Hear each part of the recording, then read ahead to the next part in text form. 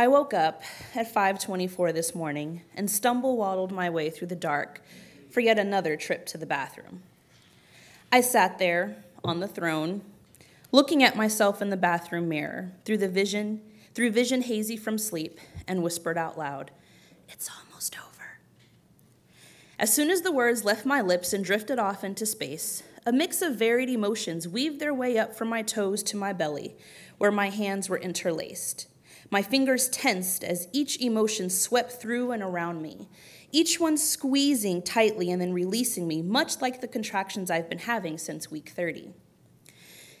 Here I am, staring at the start of week 36, with an aching back and pulsing thighs, nauseated, exhausted, yet my mind abuzz with energy, body contracting physically and emotionally, forcing myself to whisper words to counteract the anxiety that has separated itself from the emotions pulsing around my belly and winding its way up to my chest, squeezing my heart until it feels as though it will burst from the constriction.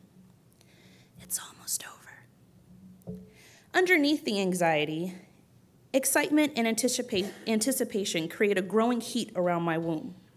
There is a desire for joy to meet me at the end when I peer into his eyes and behold the mystery behind them for the first time, the first glimpse into him, this tiny stranger, an extended combination of my husband and I that has been growing and squirming restlessly within me for 9 months. There is hope. There is an eagerness to begin this new season of my life as a mother of 3. There is a shout wanting to shoot its way from my soul and burst forth from my lips in exultation at what a year it's been for me, for us. This child, this boy, is the culmination of the new life we set out to build for ourselves back in 2012, when my husband and I sat in an IHOP in Philly, allowing restoration to heal our broken relationship. He is the embodiment of our new life as a whole unit and the care in directing our steps towards yet another way forward for our family. I've had each of my children during significant transitions in my life, and the timing of this child's birth will be no different. My oldest, Brennan, healed my heart from my past. He is my empathy, my reincarnated self, given another chance at a full childhood.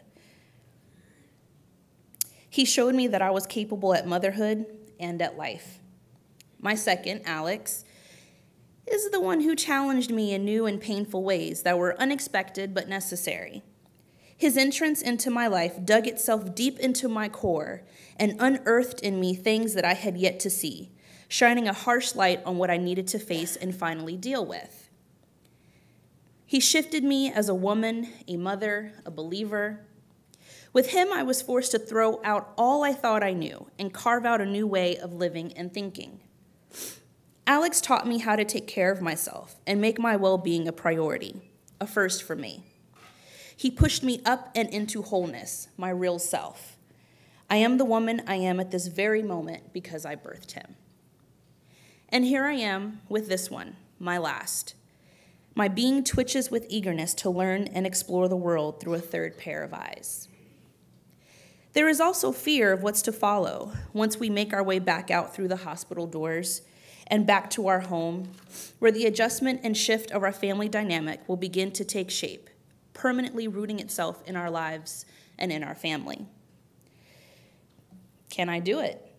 Mother 3 children with 3 very different sets of needs.